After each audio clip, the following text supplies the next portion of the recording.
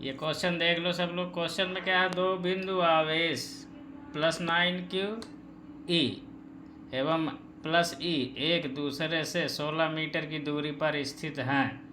इनके बीच +q आवेश को कहाँ रखा जाए कि बल संतुलन में हो। ये क्वेश्चन है। आवेश है हमारा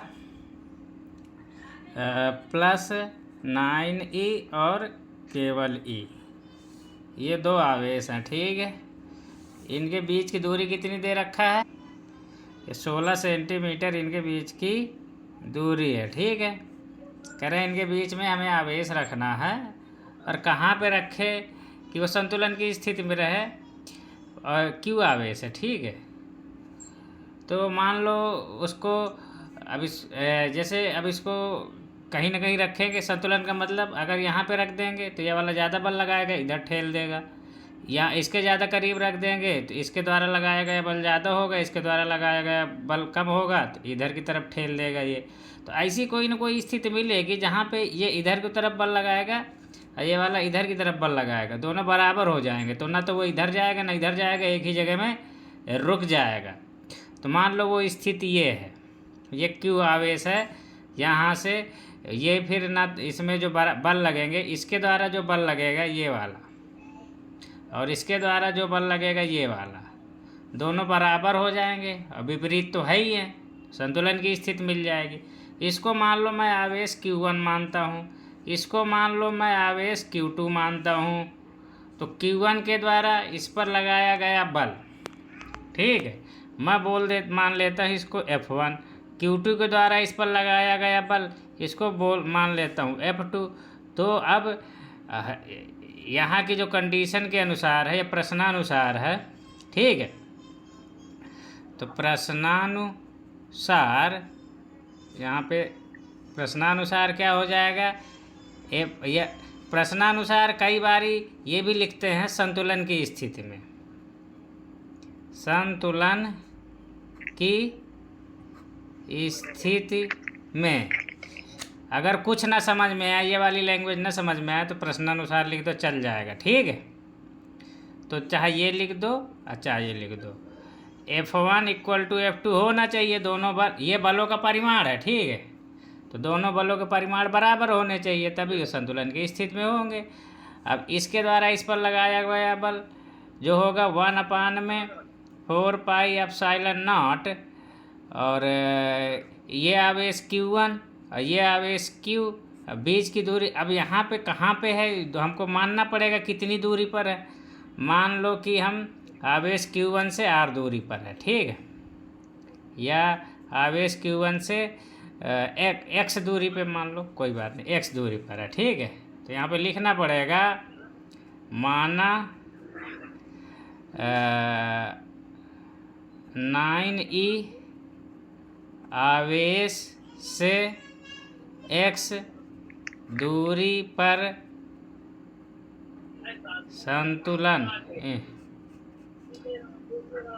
संतुलन की स्थिति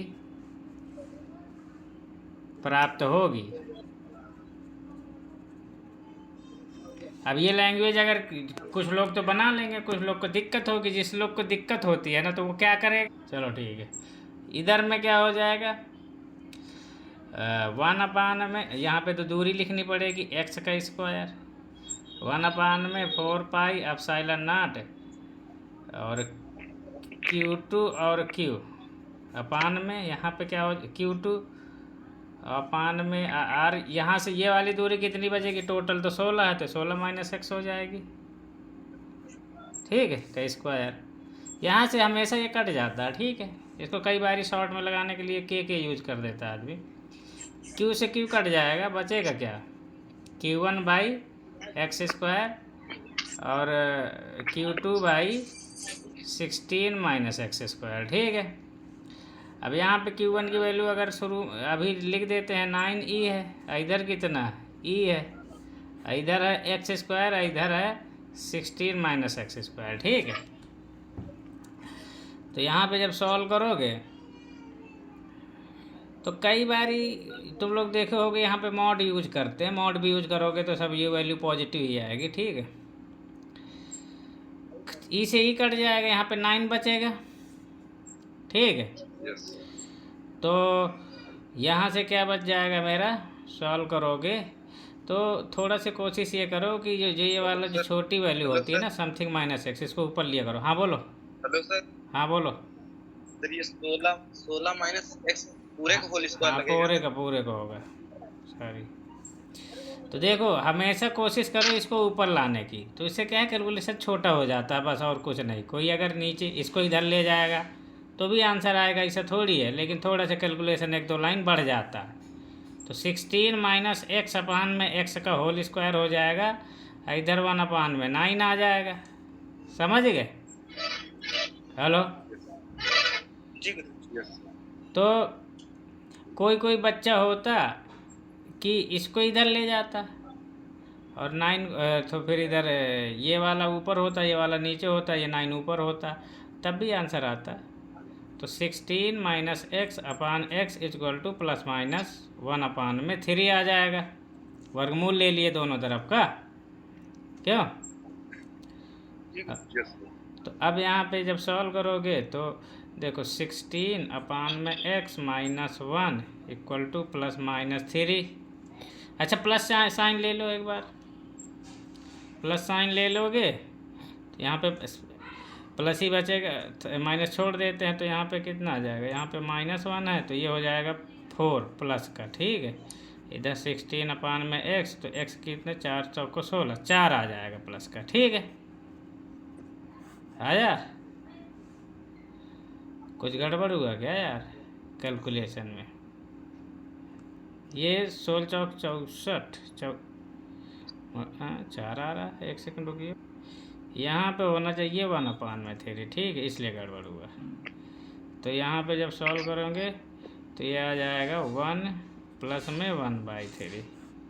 तो सॉल्व कर लो, कितना आ जाएगा 4 अपान 3, 16 अपान में एक्स, तो यहाँ से 4 चौको 16, एक्स इक्वल टू प्लस का 12 आएगा, ठीक है। फिर माइनस चिन्ह ले लेंगे, माइनस वाला यहीं पे करके दिखा देते हैं।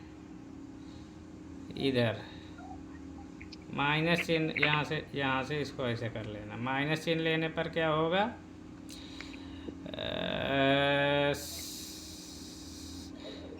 16 minus x upon h equal to minus का 1 अपान 3।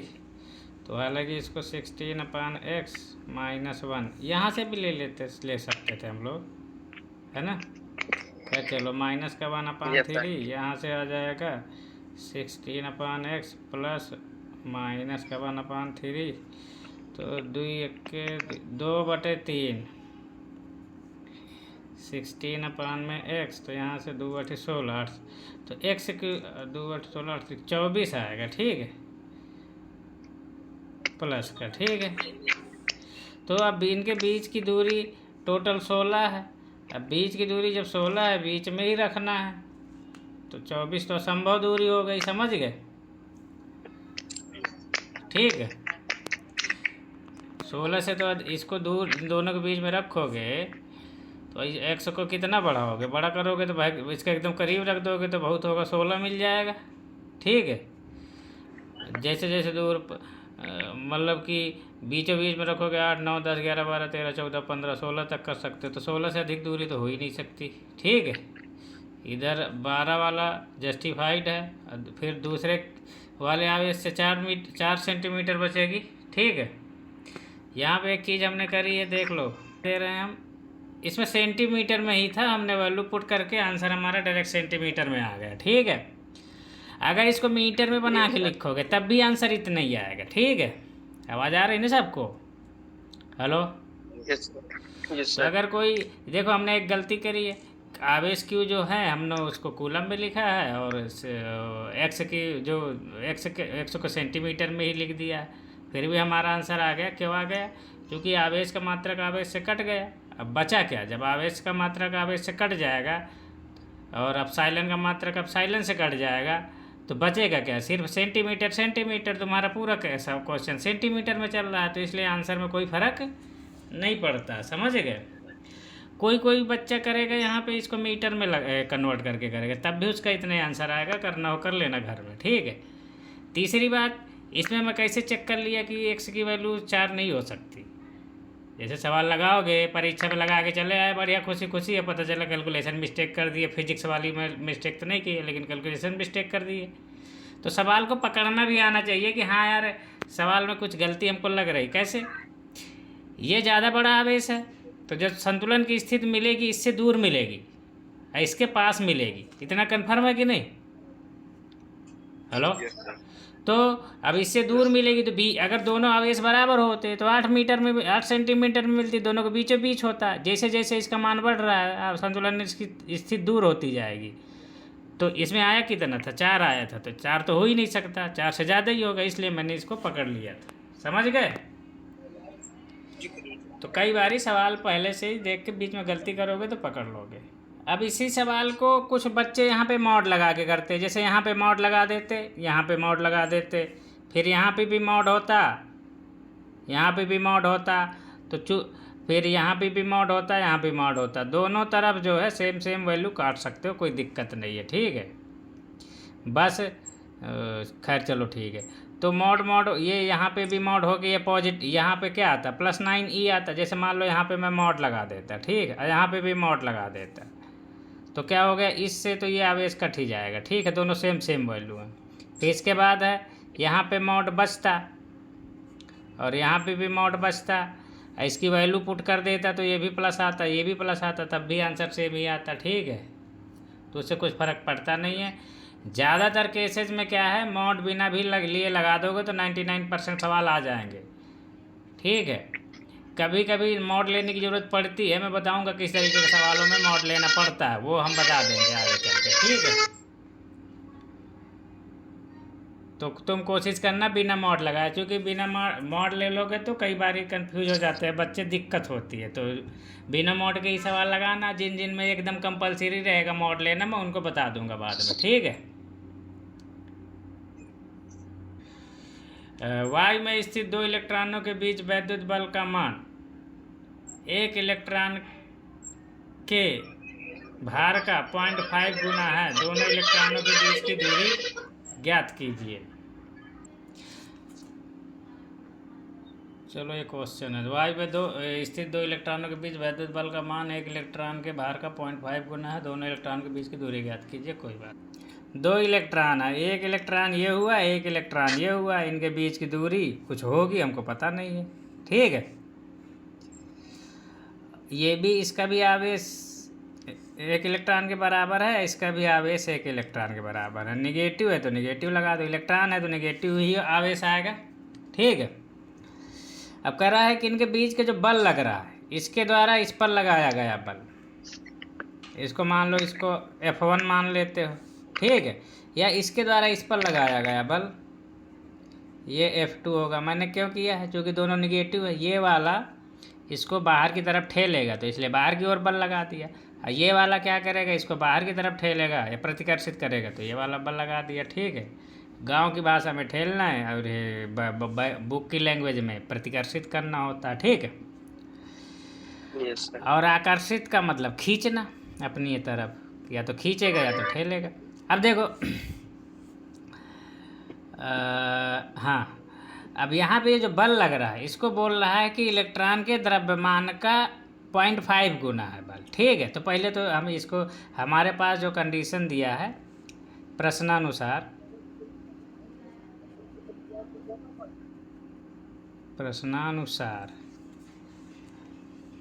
क्या है हमारा, जो ये F1 है, F1 भी, F1 या F2 जो किसी एक को ले लो, या मैं इसे ज़्यादातर हम F1 = F2, ये तो दोनों बराबर होंगे कूलाम के नियम से, न्यूटन के नियम से होते हैं। ये वाला इस पे जितना बल लगाता है ये इस पे लगाता है, इक्वल टू क्या हो जाएगा, इलेक्ट्रॉन का द्रव्यमान मान लो m है, ठीक है। m का मानो क्या, ये तो हमको याद भी रहता है। और गुणे में जब इलेक्ट्रॉन के द्रव्यमान में इलेक्ट्रॉन गुरुत्वीय त्वरण का गुणा कर देंगे तो उसका भार मिल जाएगा, भार बनेगा, द्रव्यमान को भार में बनाने के लिए जी का गुणा करना पड़ेगा ना। जी अभी गुरुजी। ये क्या है, अच्छा। बराबर नहीं है। ये वाला जो बल होता है ना, इसका जस्ट आधा है। किसका? इसका। तो इसमें क्या करें, 0.5 का गुणा कर दें, अब बराबर हो गए। क्यों? जी गुरुजी। तो यही करना था। जो इलेक्ट्रॉन का जो भार है उसका 0.5 गुना कौन है? ये बल है लगने वाला। चाहिए वाला बल ले लो, चाहिए वाला, दोनों से आंसर आ जाएगा। ठीक है, तो हम क्या करते हैं, हम ये ले लेते हैं F1 इक्वल टू mg गुणे में 0.5। इसको लेके सॉल्व कर लो। F1 की वैल्यू कितनी होगी? 1/4 पाई एप्सिलॉन नॉट इलेक्ट्रॉन का आवेश इंटू इलेक्ट्रॉन का आवेश अपान में बीच की दूरी हमको पता नहीं है, r² लिख लिया। यहाँ पे हालांकि लिखोगे कि माना दोनों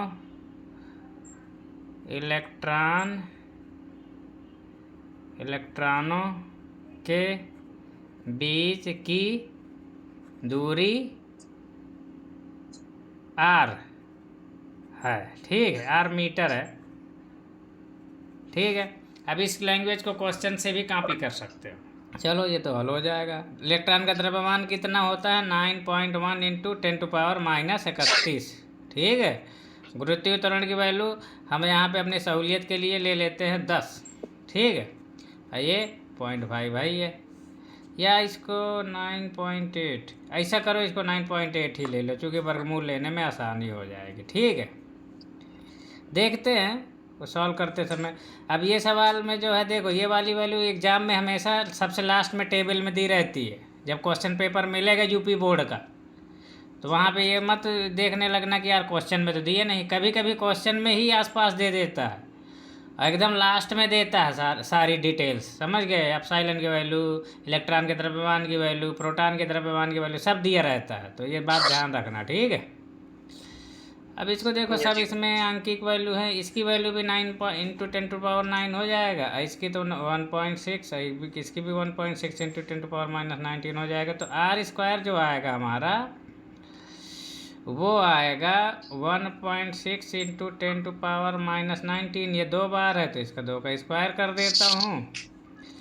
और ये वाली की वैल्यू 9 कितनी हो जाएगी? 9 इंटू 10⁻9। और ये पूरी वैल्यू बटे में चली जाएगी। 9.1 इंटू 10⁻31 गुणे में 9.8 को मैं इसका 5 का गुणा करोगे तो ये 4.9 हो जाएगा। ठीक है, इतना हो गया। अब इसको क्या है कि अब मुझे अप्रॉक्सीमेट वैल्यू ही निकालूंगा, क्योंकि नहीं तो अब इसमें अगर वर्गमूल लोगे तो प्लस माइनस दोनों आएंगी वैल्यू। ठीक है, ये क्या हो जाएगा? 1.6 इंटू 10⁻19 है, तो इसको क्या कर दो? 20 कर दो। ठीक है, इसका ये दशमलव हटा दो यहाँ से, कोई माइनस का। ठीक है, ये तो है ही है। 9 इंटू 10⁻, इसको 10 कर दो, 10 की घात 10 हो जाएगा, तो फिर वर्गमूल लेने में आसानी हो जाएगी। ठीक है, तो ये तो पूरा स्क्वायर ही है ना? नहीं, ये तो स्क्वायर था, इसको 10 करने की ज़रूरत ही नहीं थी। 1.6 इंटू -19, इसको रहने दो। ठीक है, ये चूँकि ऑलरेडी स्क्वायर है। ठीक है, तो डायरेक्ट वर्गमूल के बाहर निकल जाएगा। ये जो 9.1 है, इसको अप्रॉक्सीमेटली 9 मान के सॉल्व कर दो, कोई दिक्कत नहीं है। ठीक है, -31 है ये, गुणे में 4.9 है। इसमें क्या है? 4.9 है, तो अगर मैं इसको 49 बना दूँ तो इसका वर्गमूल हो जाएगा। सही, तो इस दशमलव को हटा देता हूँ, और यहाँ पे 10 की घात एक तो 10 की घात -1 गुणा कर देता हूँ, तो ये 10 की घात -1, 10 की घात 31 -32 हो जाएगा। ठीक है, तो यहाँ से अब देखो वर्गमूल में निकाल रहा हूँ। 1.6 इंटू 10⁻19 ये निकलेगा। ये 9 का वर्गमूल 3 बाहर निकलेगा, और यहाँ पे 10 की घात 10 की कर दिया था। चलो ना ही रहना, तो बाद में निकालते समय एडजस्ट कर लेंगे। यहाँ पे इसको 9.1 से मैं बाहर निकाल लेता हूँ केवल 3, इसको 9.1 को 9 ही मान लेता हूँ। ये 49 से जो है मैं निकाल लेता हूँ 7, फिर बचा क्या? 10 की घात -31 और 10 की घात -1, ये कितना हो जाएगा? 10 की घात -32, तो 10 की घात 16। अब बचा क्या, 10 की घात 9 बचा हुआ है। 10 की घात 9 में से 10 की घात 4 निकाल लेते हैं। एक तो 10 बचेगा अंडर रूट का। समझ गए? इतनी बात समझ में आई? इसको सॉल्व कर लो, 3 से 3 कट जाएगा, तो यहाँ से बच जाएगा 1.6 बट्टे में 7 गुणे में 10 की घात 19 है 16, तो 10 की घात -3 बचे। अच्छा 4 भी है, तो 16 4 20 +1 बचेगा। ठीक है, और गुणे में अंडर रूट में 10। तो यहाँ से अब और देखते हैं, ये 1.6 अपन में 7 गुणे में अंडर रूट 10 को वर्गमूल जब निकालोगे तो इसका रटा रहता है 3.16 होता है। ठीक है, अच्छा उस ट्रिक से भी निकाल लेना जो उस दिन बताया था। ठीक है, 3.162 ऐसे कुछ होता है। इसको जब सॉल्व कर लोगे तो देखना कितना आता है आर की वैल्यू। तो देखो इसमें आर की वैल्यू जब प्लस लोगे, जब प्लस साइन लोगे तो आ जाएगा, इसको सॉल्व कर लेना। 7 चौक 28, 7 पन्ना 35, 28 3 और 35, चलो ठीक है, लगभग 7 चौक 28 4.5 और 16 चौक 64 और 8 80, लगभग 80 के करीब आएगा। ठीक है, जो भी आए, जब नहीं आए गुणा भाग करना तो इतने लिख के चले आना। ठीक है, इतने मीटर। ठीक, आंसर कितना आ रहा है? हेलो, तो इसमें ये वाली दूरी नेगेटिव वाली संभव नहीं होगी, पॉजिटिव वाली संभव होगी। एक बार प्लस साइन लोगे ये तुम्हारा आंसर बन जाएगा, और ये नहीं बनेगा। ठीक है, क्योंकि दूरी नेगेटिव नहीं होती है। जब किसी वैद्युत क्षेत्र, मान लो कि ये कोई वैद्युत क्षेत्र है, ठीक है,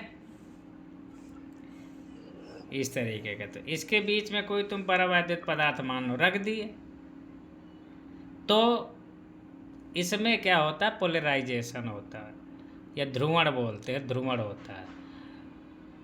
तो क्या है, परावैद्युत पदार्थ यहाँ पे तुमने रख दिया, कुछ भी ऐसे ऐसे रख दिया, उसमें ध्रुवण होगा। हम क्या करेंगे, ये रैंडम शेप का नहीं समझेंगे, पहले एक रेगुलर शेप का लेंगे, बढ़िया आयताकार गुटखा लेंगे। ठीक है, या घनाकार मान लो, या घनाभ टाइप का, और उसको वैद्युत क्षेत्र पे रखेंगे, उसके बारे में समझाएंगे। फिर उसी को वही प्रक्रिया लगभग सब में मान्य रहती है। ठीक है, तो होता क्या है, हमारे पास ये परावैद्युत पदार्थ दो टाइप के होते हैं। कुछ तो क्या है, कुछ ऐसे पदार्थों से मिलकर बने होते हैं जो ध्रुवीय होते हैं कंपलसरी, कुछ होते हैं कि जो ऐसे अणुओं से मिलकर बने होते हैं जो अध्रुवीय होते हैं। ध्रुवीय और अध्रुवीय तुम लोग केमिस्ट्री पढ़े होगे कक्षा 11 में। ठीक है, पोलर और नॉन पोलर केमिकल बॉन्डिंग में। तो जैसे पोलर तुम्हारा HCl होता है, ध्रुवीय यौगिक होता है, और अध्रुवीय यौगिक में जैसे H2 हो गया, ये अध्रुवीय होता है। Cl2 हो गए, अध्रुवीय होता है। HCl ध्रुवीय होता है। CH4 अध्रुवीय होता है। समझ गए? इस तरह के पढ़े होगे तुम लोग, थोड़ा थोड़ा याद करो। हमको इससे कोई मतलब नहीं है, हम फिजिक्स पढ़ रहे हैं। हम ये देखेंगे ध्रुवीय और अध्रुवीय वाले। तो मान लो ये ध्रुवीय वाले हैं, ये अध्रुवीय वाले हैं। ठीक, तो होते क्या हैं, जो ध्रुवीय यौगिक होते हैं उनका जो है परमानेंटली न कुछ उसमें उनका डाइपोल मूवमेंट या ध्रुवता रहती है उसमें। ठीक है, उसका जो धनावेश होगा, जैसे मान लो इतना बड़ा ये अणु है तो उसका धनावेश किसी एक साइड में होगा, धनावेश का जो सेंटर होगा, ऋणावेश का जो सेंटर होगा वो कहीं और होगा। ठीक है, और जो अध्रुवीय यौगिक होते हैं उसका धनावेश और ऋणावेश दोनों एक दूसरे के ऊपर मैच कर जाते हैं। समझ गए? तो मैं इसका अगर थोड़ा से बनाऊं, जैसे इसका धनावेश का भी सेंटर यहीं पर रहेगा, ऋणावेश का भी सेंटर यहीं पर रहेगा। ठीक है, धन का भी रहेगा, ऋण का भी यहीं पर रहेगा। तो एक तो ये यौगिक होते हैं, इनको बोलते हैं अध्रुवीय। ये ध्रुवीय का क्या होगा, ध्रुवीय का क्या होगा, धन वाला सेंटर पता यहाँ है, ऋण वाला सेंटर यहाँ है। ये धनावेश वाले का है, ये ऋणावेश वाले का। तो इनको क्या बोलेंगे? ध्रुवीय यौगिक। ध्रुवीय यौगिक या ध्रुवीय अणु। तो जो भी पदार्थ ध्रुवीय यौगिकों से मिलकर के बना होगा और कुछ पदार्थ अध्रुवीय यौगिकों से मिलकर बने होंगे, दोनों के बारे में हम स्टडी करने जा रहे हैं। ठीक है। तो होता क्या है, जब किसी वैद्युत क्षेत्र में रख देते हैं, मान लो पहले अध्रुवीय यौगिक के बारे में अध्ययन करने जा रहे हैं। तो जब किसी वैद्युत क्षेत्र में हम रख देते हैं अध्रुवीय यौगिक को, तो होता क्या है कि इसका जो है, मान लो इधर से वैद्युत क्षेत्र आया, तो वैद्युत क्षेत्र क्या होता है? धनावेश को ठेल ले जा, अपनी तरफ, अपने साइड की तरफ ढकेल ले जाता है। ऋणावेश को अपनी तरफ खींच ले, विपरीत दिशा में खिसका देता है या ठेल देता है, जो भी कह लो, समझ गए। तो इसको धनावेश को तो अपने साथ ही लेके उड़ लेता है वो, ऋणावेश को विपरीत दिशा में धक्का मार देता है। तो इसके साथ क्या प्रक्रिया होगी जब किसी वैद्युत क्षेत्र में होगा? ये ऐसी प्रक्रिया होगी, थोड़ा से धनावेश इधर चला जाएगा और थोड़ा से ऋणावेश इधर आ जाएगा। ये ऐसी पोजीशन हो जाएगी। ये धनावेश हो गया, ये ऋणावेश। पहले दोनों को पॉइंट एक ही पे था, अब जो है अलग अलग हो गए दोनों के सेंटर या केंद्र।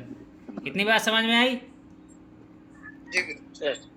अच्छा, होता इसमें भी है, ये धनावेश इसमें इधर है, ऋणावेश इधर है, लेकिन ये पहले से इतना ज़्यादा दूर है। ये मान लो पहले से मान लो 1 सेंटीमीटर दूर थे, इसमें 1 मिलीमीटर थोड़ा सा खसका देगा तो कुछ फर्क पड़ता नहीं है। ठीक है, क्योंकि पहले से बहुत ज़्यादा एक दूसरे से दूर थे। लेकिन इसमें तो पहले 0 था, अब इसने थोड़ा सा 1 मिलीमीटर खिसका दिया, दोनों के बीच के सेंटर को अगर अलग अलग कर दिया। तो इसमें पहले 0 दिख रहा था, अब कुछ ना कुछ दिखेगा, समझ गए। तो इसमें क्या है, इसमें पहले से 1 सेंटीमीटर दूर थे, उसमें 1 mm जोड़ दोगे 1 सेंटीमीटर में, या 1 mm में 1 सेंटीमीटर में 10 mm होता है ना। तो ये मान लो कि ये 1 मीटर दूर थे थोड़ी देर के लिए, उसमें 1 mm खिसका भी दिया अगर 1 मीटर में, तो 1000 में 1 जोड़ भी दोगे तो कुछ फर्क नहीं पड़ता। तो इसमें जो होता है, वैद्युत क्षेत्र की वजह से जो ध्रुवता आती है वो लगभग नगण्य मानी जाती है। लेकिन इसमें नगण्य नहीं मान सकते, क्योंकि इसमें 0 था, पहले एकदम कुछ था ही नहीं, अब कुछ दिखने लगा। ठीक है, एक तो बात ये है। चलो, अब क्या होगा जब ये इसको किसी परावैद्युत पदार्थ में रखेंगे, तो यहाँ पे बहुत सारे हजारों अणुओं से, अरबों अणुओं से मिलकर बना होगा। तो क्या है, इसमें दोनों स्थितियाँ बना देता हूँ मैं।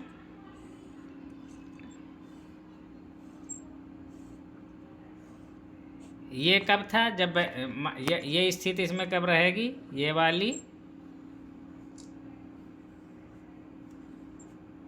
ये अणु है, लेकिन इसका plus minus plus minus plus minus plus minus एक ही पॉइंट पे है। ठीक है, इसके क्या है, प्लस माइनस अलग अलग हो जाएंगे जैसे ही वैद्युत क्षेत्र इसमें तुमने अप्लाई कर दिया। तो इसके जो है प्लस माइनस सबके अलग अलग थोड़ा थोड़ा इधर उधर हो जाएंगे, इधर प्लस आ जाएगा, इधर माइनस आ जाएगा, इधर प्लस आ जाएगा। ठीक है, पॉइंट पहले लिख देता हूँ, फिर बाद में मैं समझा देता हूँ।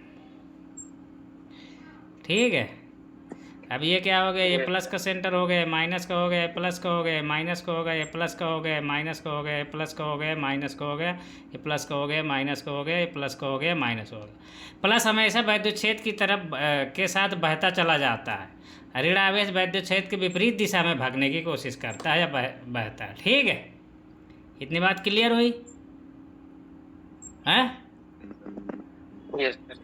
अब क्या होता है कि अंदर के आवेश, इसमें एक चीज़, अब देखो ये छोटे छोटे द्विध्रुव तैयार हो जाते हैं, इनको क्या बोलते हैं, द्विध्रुव। इसका जो है द्विध्रुव आघूर्ण हमेशा हमने देखा होगा कि द्विध्रुव आघूर्ण की माइनस से प्लस की ओर होता है। अगर इसमें द्विध्रुव आघूर्ण बनाऊं तो यहाँ पे तो P द्विध्रुव 0 था। ठीक है, यहाँ पे क्या होगा, यहाँ पे कुछ ना कुछ होगा, मतलब 0 तो नहीं होगा, 0 से ज़्यादा ही होगा। तो द्विध्रुव आघूर्ण मान लो सबका PP है, तो इसमें भी इस साइड में होगा, माइनस से प्लस, इसमें भी माइनस से प्लस, इसमें भी माइनस से प्लस, इसमें भी माइनस से प्लस, इसमें भी माइनस से प्लस है, इसमें भी माइनस से प्लस। ठीक है, तो इनकी वजह से वैद्युत क्षेत्र भी उत्पन्न होता है। ठीक है, वैद्युत क्षेत्र हमेशा प्लस से माइनस की ओर उत्पन्न होता है। ठीक, द्विध्रुव आघूर्ण में द्विध्रुव आघूर्ण की दिशा जो होती है इधर से माइनस से प्लस की ओर होती है, और उसकी जो वैद्युत क्षेत्र जो इनकी वजह से उत्पन्न होगा प्लस से माइनस की ओर हमेशा उत्पन्न होता है। ठीक है, तो इसमें ये सारे के सारे द्विध्रुव आघूर्ण, इसका भी द्विध्रुव आघूर्ण, इसका भी द्विध्रुव आघूर्ण, इसका भी द्विध्रुव आघूर्ण, ये सब क्या होते हैं, एक ही दिशा में होते हैं।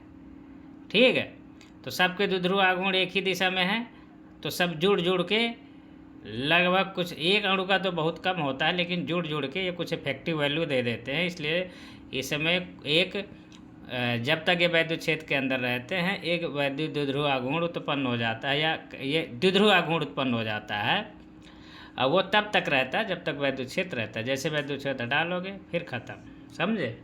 तो उसकी वजह से क्या होगा, यहाँ पे एक द्विध्रुव आघूर्ण आ जाने की वजह से एक वैद्युत क्षेत्र उत्पन्न होता है इसके अंदर। वो जो आंतरिक वैद्युत क्षेत्र होगा उसकी दिशा हमेशा बाहर वाले वैद्युत क्षेत्र का विपरीत होती है। ये वाला वैद्युत क्षेत्र क्या है, बाह्य वैद्युत क्षेत्र, ये वाला बाह्य वैद्युत क्षेत्र, इनकी वजह से एक वैद्युत क्षेत्र इसको हम हमेशा ई नॉट से रिप्रेजेंट करते हैं। ई नॉट क्या है कि बाह्य वैद्युत क्षेत्र, जैसे बाह्य वैद्युत क्षेत्र उसको बोलते हैं, जैसे ये वाला वैद्युत क्षेत्र है, यहाँ पे कोई परावैद्युत पदार्थ नहीं था तो इसको बोलते हैं बाह्य वैद्युत क्षेत्र। ठीक है, तो वो वाला यहाँ भी अप्लाई होगा। ऐसे में एक आंतरिक वैद्युत क्षेत्र उत्पन्न होगा, ये जो द्विध्रुव उत्पन्न हो गए हैं एक, तो उसको क्या बोलते हैं, उसको बोलते हैं ईपी। पी का मतलब पोलराइजेशन, इंग्लिश में पोलराइजेशन बोलता है। तो पोलराइजेशन की वजह से जो वैद्युत क्षेत्र उत्पन्न होता है उसको ईपी बोलते हैं। उसकी दिशा कितनी होगी, हमेशा विपरीत दिशा होगी, क्योंकि इसमें जो वैद्युत क्षेत्र की दिशा होती है वो पी के विपरीत रहेगी यहाँ पे। ठीक है, इसके सेंटर के अंदर। तो इसमें इसकी वजह से अगर मैं वैद्युत क्षेत्र देखूँ तो एक ये वाला होगा, एक ये वाला होगा। हालांकि हम क्या है कंबाइंड की बात करते हैं, इंडिविजुअल की बात नहीं करते हैं। और ये भी एक चीज़ इसमें मैं बताता हूँ तुमको कि जैसे ये वाला प्लस आवेश, ये वाला प्लस आवेश, ये वाला प्लस आवेश, ये वाला ऋण आवेश, ये वाला ऋण आवेश, ये वाला ऋण आवेश, ये क्या है एकदम किनारे में मिलते हैं। ठीक है, यहाँ पे दिखते हैं, ये वाला यहाँ पे दिखते हैं। बाकी बीच वाले तो सब एक दूसरे को न्यूट्रलाइज हो जाते हैं। जैसे ये वाला प्लस इस माइनस के साथ, ये वाला प्लस इस माइनस के साथ, ये वाला प्लस इस माइनस के साथ, तो ओवरऑल अंदर का जो आवेश होता है वो लगभग वो क्या होता है, उदासीन हो जाता है, सब एक दूसरे को कैंसिल कर देते हैं। जो इसकी सतह पर एक आवेश दिखता है, ये वाला सबसे लास्ट वाला जो अणु होता है उसके किनारे वाला धनावेश दिखता है इधर। इधर में जो सबसे स्टार्टिंग में अणु होगा उसका ऋण आवेश इधर की सतह पर दिखता है हमेशा। ठीक है, इधर का और इधर की सतह पर। तो वो वाले आवेश हमको यहाँ पे जब दिखने लगते हैं, धन आवेश इस साइड में ऋण आवेश दिखेंगे, तो वो इस तरीके की स्थिति बन जाती है। अब अंदर तो सब एक दूसरे को कैंसिल आउट करके जीरो कर देते हैं, तो यहाँ प्लस प्लस प्लस दिखेगा, यहाँ माइनस माइनस माइनस दिखेगा। इस प्लस और इस माइनस, इस प्रेरित आवेश की वजह से एक वैद्युत क्षेत्र उत्पन्न होता है। वैद्युत क्षेत्र की दिशा हमेशा प्लस से माइनस की ओर होती है, तो इस वाले आवेश की वजह से वैद्युत क्षेत्र की दिशा ये उत्पन्न होती है विपरीत दिशा में। ठीक है, हालांकि इसकी वैल्यू हमेशा इससे कम होती है। किससे, बाह्य वैद्युत क्षेत्र से। अगर हो सकती है तो मैक्सिमम अगर होगी तो इसके बराबर हो सकती है, इससे अधिक नहीं हो सकती। ठीक है, तो ये वैद्युत क्षेत्र प्रेरण की वजह से उत्पन्न हो जाएगा। पहले ये क्या होता है, इसमें ध्रुवण उत्पन्न होता है, ध्रुवण की वजह से इसके लास्ट लेयर का आवेश, इसके स्टार्टिंग लेयर का आवेश, स्टार्टिंग वाला माइनस का और अंतिम वाला प्लस का दिखता है हमको। इस वाले वैद्युत क्षेत्र को हम हमेशा पी बोलते हैं। इन दोनों का जो रिजल्टेंट बचता है उसको क्या कर देते हैं, उसको बोलते हैं परावैद्युत माध्यम में नेट वैद्युत क्षेत्र, और उसको बोलते हैं ई। तो ई की वैल्यू जो होती है ई नॉट माइनस ई पी का जो डिफरेंस आता है उसके बराबर आती है। ठीक है, क्योंकि विपरीत दिशा में दोनों लग रहे हैं। तो ये कहानी होती है, ध्रुवण की वजह से वैद्युत क्षेत्र उत्पन्न होता है, वो इस तरीके से उत्पन्न होता है। इसकी वैल्यू हमने देखा था कि क्या होता है, अगर यहाँ पे जो भी धनावेश है तो उसको सिग्मा बोल देंगे, ऋणावेश है तो इसको माइनस सिग्मा बोल देंगे। ठीक है, तो वैद्युत क्षेत्र प्लस सिग्मा और माइनस सिग्मा ये तो हमारे क्या हो गए, प्रेरण वाले। ठीक है, इंड्यूस्ड वाले। ये वाला जो बाहर वाला होता है, कई बार संधारित्र में बताया था, मान लो यहाँ संधारित्र की वजह से बाहर वैद्युत क्षेत्र उत्पन्न हो रहा है, तो इधर क्या होगा, इधर माइनस, इधर वैद्युत क्षेत्र प्लस इधर होगा, इधर माइनस होगा, इसकी वजह से उत्पन्न हो रहा है। तो बाहर की वजह से बाहर में क्या है, इधर सिग्मा है, इधर माइनस सिग्मा होगा। तो इनकी वजह से यहाँ पे जो वैद्युत क्षेत्र उत्पन्न होगा उसको बोलते हैं सिग्मा अपान में एप्सिलॉन नॉट के। परावैद्युत माध्यम के अंदर के होगा परिणामी वैद्युत क्षेत्र। इसमें सिर्फ और सिर्फ जब ये परावैद्युत पदार्थ नहीं था तब कितना होता, सिग्मा अपान में एप्सिलॉन होता। और अभी ध्रुवण की वजह से जो इसकी लेयर में ये वाले आवेश, प्रेरित आवेश उत्पन्न हुए हैं और ये वाले प्रेरित आवेश, यहाँ पे सब माइनस माइनस बहुत सारा मिलता है, समझ गए, हमेशा इधर में प्लस प्लस मिलता है बहुत सारा। तो उसकी वजह से जो हमें वैद्युत क्षेत्र मिलेगा वो मिलेगा सिग्मा पी अपान में एप्सिलॉन। तो ये कल भी हमने बताया था, लेकिन ये ध्रुवण का केस कई बारी देखना बुक में भी है और कहीं कहीं क्वेश्चन पूछे गए हैं। तो ध्रुवणता इस तरीके से होती है किसमें, जो अध्रुवीय यौगिक होते हैं। इसके बाद ध्रुवीय यौगिक की बात करेंगे। ध्रुवीय यौगिकों में क्या होता है, उसमें परमानेंट ध्रुवता रहती है। ठीक है, या द्विध्रुव आघूर्ण होता है, आघूर्ण, द्विध्रुव आघूर्ण भी बोलते हैं उसको। कभी कभी कोई कोई बुक द्विध्रुव आघूर्ण बोलेगी, या कोई कोई ध्रुवता बोलते हैं। अब इसमें क्या है कि हर एक अणु का अपना अपना द्विध्रुव आघूर्ण होता है, लेकिन वो क्या है, उल्टा सीधा पड़े रहते हैं। कोई ऐसे पड़ा है, इधर प्लस है, इधर माइनस है, तो कोई ऐसे पड़ा हुआ टेढ़ा मेढ़ा, समझ गए। तो उसका माइनस इधर है, इसका प्लस इधर है। तो अब कोई जो है ये ऐसे पड़ा हुआ है, उसका प्लस इधर है, इधर माइनस है। कोई ऐसे पड़ा हुआ, इसका प्लस इधर है, इधर माइनस है। ये सब उल्टा सीधा रैंडम पड़े रहते हैं। ठीक है, तो जब रैंडम पड़े रहते हैं तो इनका नेट जो द्विध्रुव आघूर्ण होता है वो जीरो होता है। नेट द्विध्रुव आघूर्ण इनका हमेशा जीरो रहता है। अब इसमें कुछ भी आँख मूंद के किसी भी डायरेक्शन में बना देना, ठीक है, जब परीक्षा में आए तो कोई इसका फिक्स डायमेंशन नहीं है। प्लस में कुछ औसतन जो है उसको माइनस प्लस ऐसे उल्टा सीधा कर दो बस, ठीक है, इसका कोई फिक्स पैटर्न नहीं होता। लेकिन जब कोई बाह्य वैद्युत क्षेत्र आता है तो ये क्या होते हैं, एक डायरेक्शन में प्लस प्लस वाला इधर, तो ये इस तरीके से plus minus plus minus plus minus plus minus plus minus plus minus ऐसे हो जाते हैं। प्लस वाले इधर वैद्युत क्षेत्र की दिशा में, माइनस वाला सिरा इधर हो जाता है। तो ये अब इनका जब हम रैंडम वैल्यू, अब इनको जब कैलकुलेट करेंगे, चूँकि अब एक ही दिशा में सारे हो गए हैं, इसका नेट की बात कर रहा हूँ। इंडिविजुअल में अगर देखोगे तो जीरो नहीं है। मान लो इसका P1 है, इसका P2 है, इसका P3 है, इसका Pn है, सब का कुछ जोड़ लें तो क्या होगा, P1 प्लस P2 और प्लस Pn मिला के सब जीरो होगा। लेकिन अगर तुम कह दो कि P1 जीरो है, P1 P2 ये सब जीरो नहीं होते, P1 भी जीरो नहीं होगा, P2 भी जीरो नहीं होगा, सब does not equal to zero होंगे। लेकिन ओवरऑल सब एक साथ जोड़ देंगे तब इनका वैल्यू जीरो होता है। तो ये सारी वैल्यू जीरो होती। इसमें क्या है, सबको जोड़ोगे तो जीरो नहीं आएगा, क्योंकि सब एक ही दिशा में है, सब सेम साइन के साथ होंगे। इसमें कुछ प्लस के साथ होंगे, कुछ माइनस के साथ होंगे, कुछ का घटक की एक्स एक्सिस में होगा, कुछ वाई एक्सिस में होगा, सब एक दूसरे से घटा के जीरो हो। तो इसमें क्या होगा, सब एक ही दिशा में हो जाते हैं। तो अब की बार सब प्लस प्लस हो जाएंगे, सब एक दूसरे के साथ जब प्लस प्लस हो जाएंगे तो कुछ न कुछ वैल्यू आएगी। तो इस केस में जो टोटल पी नेट, इसमें क्या होगा, पी नेट तो शून्य होगा इसमें यार। इसमें जो है द्विध्रुव आघूर्ण कितना हो जाएगा, जीरो नहीं आएगा, इसमें जीरो से ज़्यादा आएगा, इसमें जीरो आएगा। ठीक है, इसमें सबका अकेले अकेले का देखोगे तो जीरो नहीं है, लेकिन सबको एक साथ जोड़ दोगे तो जीरो हो जाएगा। इसमें क्या है, इसमें सबका अकेले अकेले जोड़ोगे, सबका अकेले अकेले देखोगे तब भी जीरो नहीं होगा, जोड़ दोगे तो और ज़्यादा हो जाएगा। ठीक, समझ गए। इस केस में क्या है, अब इस केस में एक चीज़ और भी होती है, कभी कभी कॉम्पिटिटिव एग्जाम्स में पूछ सकता है, जो बाह्य वैद्युत क्षेत्र की वजह से इसमें द्विध्रुव आघूर्ण थोड़ा से बढ़ता है, इसका प्रेरित होता है, समझ गए। इनके बीच का जो सेंटर होगा वो थोड़ा से बढ़ता है, समझ गए। अगर पहले दूरी रही होगी 1 मीटर तो अभी एक हो सकता है 1 mm बढ़ जाए, 1.001 बीच की दूरी हो जाए तो थोड़ा सा द्विध्रुव आघूर्ण सबका बढ़ेगा, समझ गए।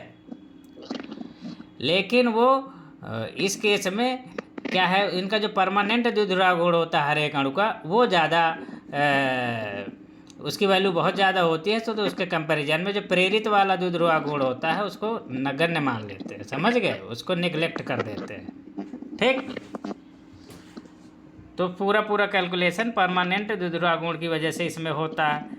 अब इनकी वजह से क्या होगा, इसमें भी सेम वही कहानी है। जब किसी वैद्युत क्षेत्र में रखे होंगे, ठीक है, तो ऐसे ऐसे रखे होंगे, तो इधर प्लस, इधर प्लस, इधर प्लस, इधर माइनस, इधर माइनस, इधर माइनस, इधर प्लस, इधर प्लस, इधर प्लस, इधर माइनस, इधर माइनस, इधर ये वाले प्लस जो है यहाँ पे इस लेयर के करीब दिखाई देंगे, ये वाले माइनस इस लेयर के करीब दिखाई देते हैं, क्योंकि ये वैद्युत क्षेत्र में जब रखे जाते हैं। ठीक है,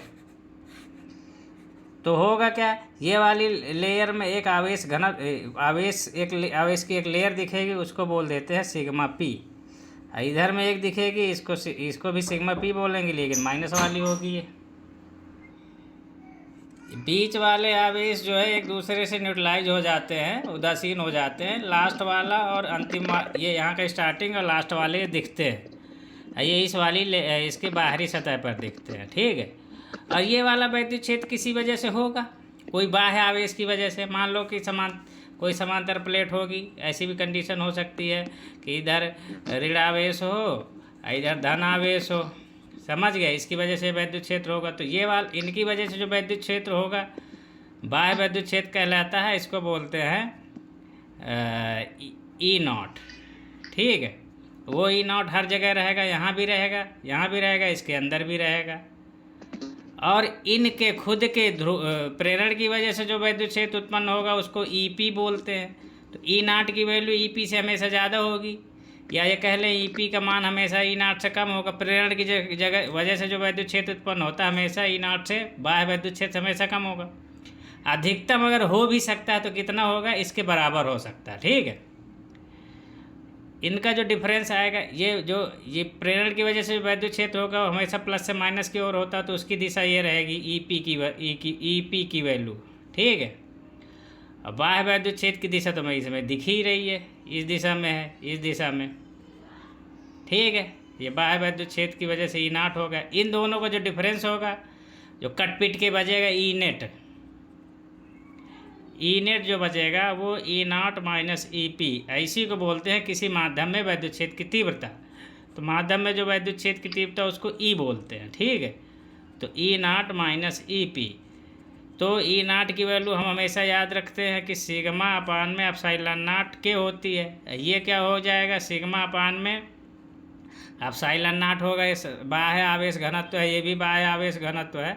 माइनस में जो परावैद्युत का जो हमारा वैद्युत क्षेत्र होता है वो परावैद्युत का आवेश घनत्व बटे में एप्सिलॉन नॉट। ठीक है, ये कहानी होती है। तो ये इस तरीके से होता है। इस पर कई बार लिखने के लिए आएगा, 2 नंबर या 3 नंबर का आएगा, फिगर बना देना, लिख देना, बुक में है बहुत सारा, अब समझ में आ जाएगा। ठीक है।